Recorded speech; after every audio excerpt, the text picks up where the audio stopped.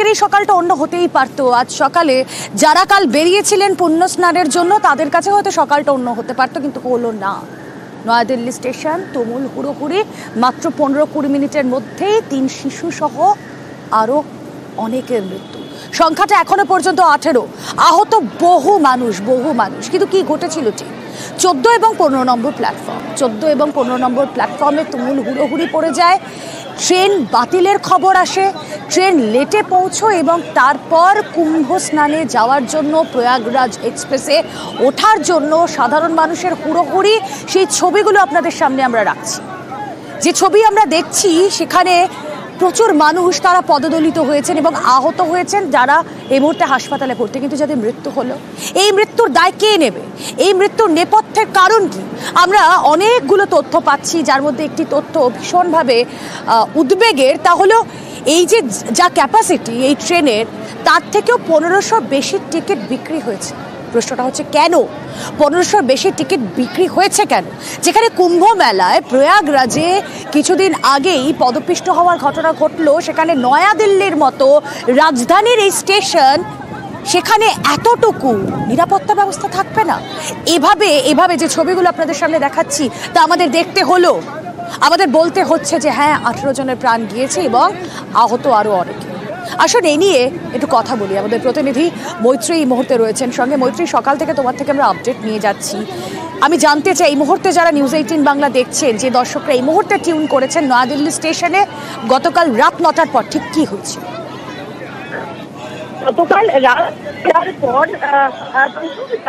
তারা একে তারা একত্রিত হতে থাকছিলেন 14 এবং 15 নম্বর প্ল্যাটফর্ম। সেই প্ল্যাটফর্মে তারা আসতে শুরু করেন এবং একই সময় 16 নম্বর যে আজবেরি গেটের দিকের যে প্ল্যাটফর্ম, সেই 16 নম্বর প্ল্যাটফর্মে যে ট্রেন আসার কথা ছিল, শেষ মুহূর্তে যে ট্রেনের প্ল্যাটফর্ম বদল করা হয় এবং সেই প্ল্যাটফর্ম বদল হয় 12 নম্বরের সঙ্গে। অর্থাৎ একদিকে 12 নম্বর এবং 13 নম্বর প্ল্যাটফর্ম এবং অন্যদিকে 16 নম্বর প্ল্যাটফর্ম, মাঝখানে 14 ও 15 নম্বর প্ল্যাটফর্ম।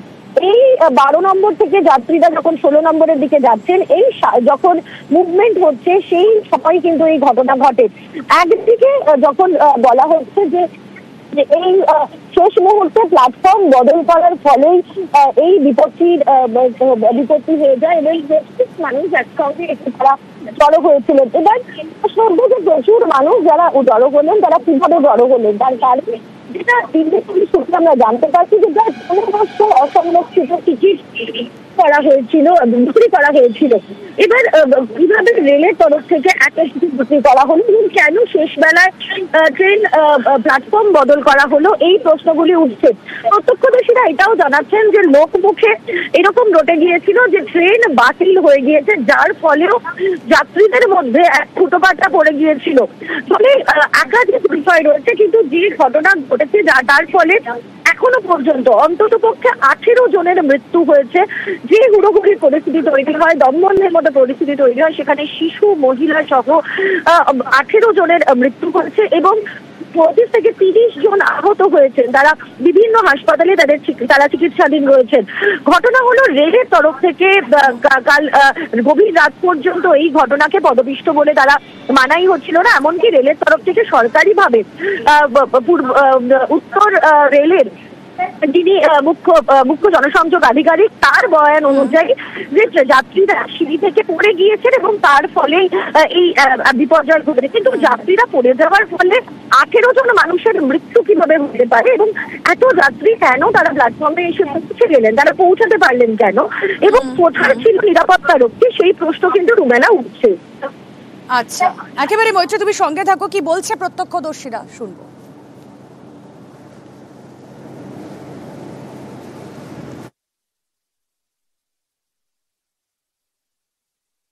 उसी भीड़ में आ रहे थे उधर से, इधर से पब्लिक भागी वापसी, तो वहाँ लोग गिर गए। गिरने की वजह से हादसा हुआ ये सब। अच्छा, कोई बात देखने वाला नहीं, इतनी भीड़ में कोई संभालने वाला नहीं था। मतलब 12 से 16 पे इधर ऐलान हो गया कि 16 पे आएगी गाड़ी। अच्छा, जब 16 पे गाड़ी आएगी तो इधर से भगदड़ मची उधर और उधर से भगदड़ आई तो बीच में टकरा गई। उसी कारण से लोग गिर गए, जमीन के नीचे गिर गए, या वो मरे या जिंदा उसका कोई पता नहीं चला।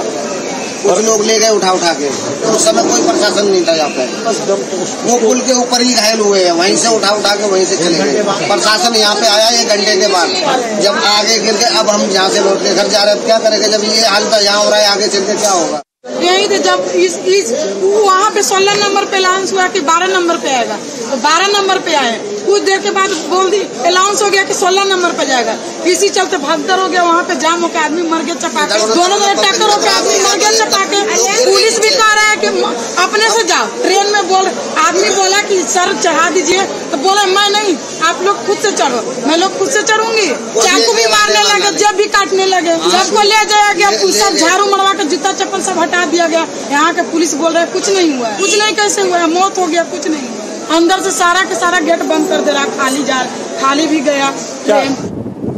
দেখুন, কুম্ভ মেলায় যাওয়ার জন্য ভিড়, নয়াদিল্লির মতো একটা স্টেশন, সেখানে ভিড় নিয়ন্ত্রণে ব্যবস্থা থাকবে না? উৎসবের বিশেষ দিনগুলোয় ভিড় নিয়ন্ত্রণে কি ব্যবস্থা থাকে? দেখুন, ভিড় নিয়ন্ত্রণ করার জন্য অবশ্যই সচেষ্ট থাকে রেল পুলিশ, তার পাশাপাশি রাজ্য পুলিশ, অতিরিক্ত রাজ্য পুলিশ মোতায়েন রাখা হয়, স্কাউট টিম তাদেরকেও রাখা হয়, মেডিকেল টিম অ্যান্ড অল এগুলো তো থাকেই।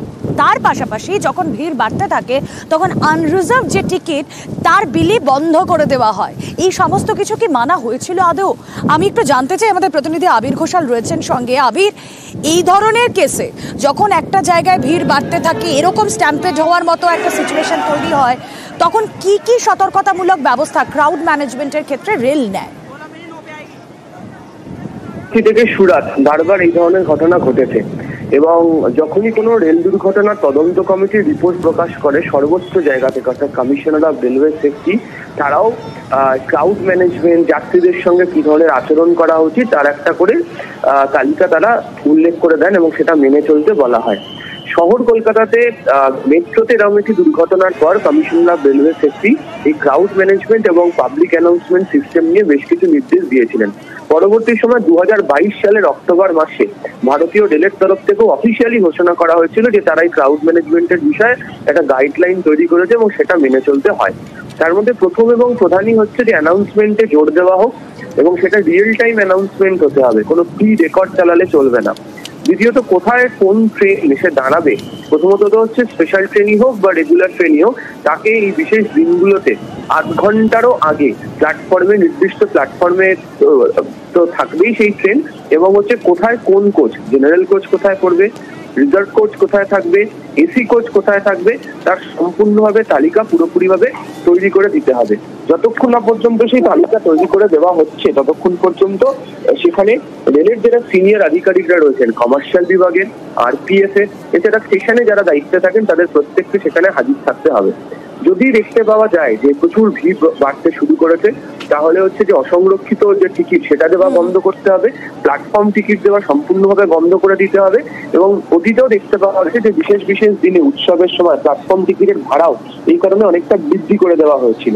এবং হচ্ছে অবশ্যই যদি সংকীর্ণ জায়গা হয়, যেমন দিল্লিতে যেখানে ঘটনাটি ঘটেছে, যারা দিল্লি স্টেশন সম্পর্কে অবহিত তারা জানেন যে 14 নম্বর প্ল্যাটফর্ম হোক বা যে ফুটওভার ব্রিজ যে বিভিন্ন প্ল্যাটফর্মগুলোতে নামতে হয় সেগুলো যথেষ্ট সংকীর্ণ, এবং এই জায়গাগুলোতেও শুধুমাত্র রেলরক্ষী বাহিনী নয়, রাজ্য পুলিশ, একই সঙ্গে হচ্ছে বিভিন্ন স্কাউট, তাদেরকে নিযুক্ত করতে হবে। তো এই গোটা যে গাইডলাইন তৈরি করে দেওয়া হয়েছে, সেই গাইডলাইন যে আদৌ মেনে চলা হচ্ছে না এবং যে সেই পরিস্থিতিও গতকাল তৈরি করা হয়নি, সেই কারণেই এই দুর্ঘটনাটি।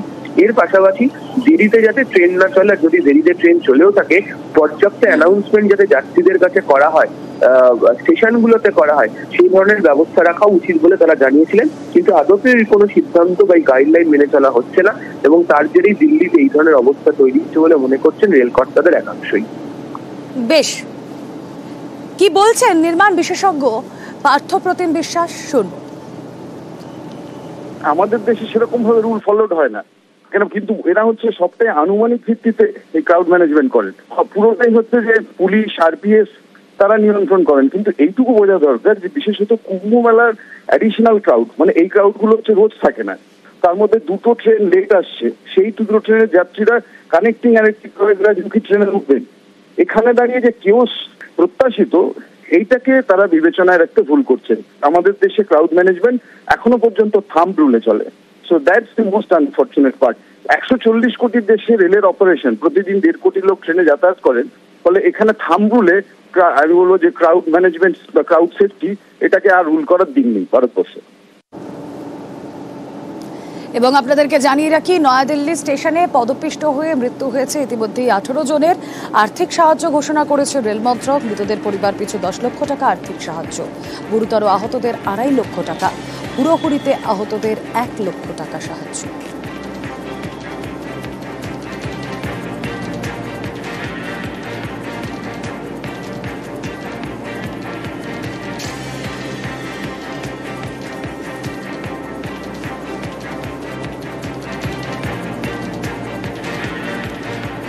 আর ইতিমধ্যেই ঘটনায় শোক প্রকাশ করেছেন প্রধানমন্ত্রী নরেন্দ্র মোদী। তিনি এক্স হ্যান্ডেলে তার শোক বার্তা জ্ঞাপন করেছেন। মোদী সহ বিভিন্ন নেতারা তারাও শোক প্রকাশ করেছেন। আহতদের দ্রুত সুস্থতার কামনাও করেছেন তারা।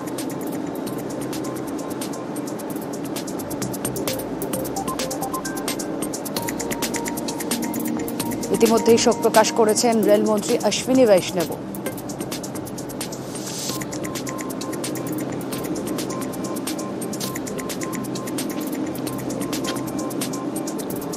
নয়াদিল্লি স্টেশনের ঘটনায় কেন্দ্রকে আক্রমণ করতে ছাড়েননি বিরোধীরা। সোশ্যাল মিডিয়ায় আক্রমণ করেছেন Rahul Gandhi.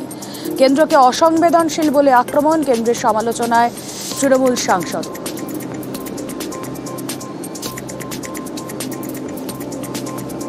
The stampede at the New Delhi railway station is highly unfortunate and extremely tragic. The Modi government is, as usual, trying to engage in a cover-up. This is what the Modi government repeatedly does. First, it refuses to accept that anything has happened. It says these stampedes are a rumor. Then it says some people may have been injured. Then it is finally forced to accept that a few people may have died. This is a typical example of how the Modi government refuses to fix accountability, refuses to establish responsibility, instead only engages in a cover-up.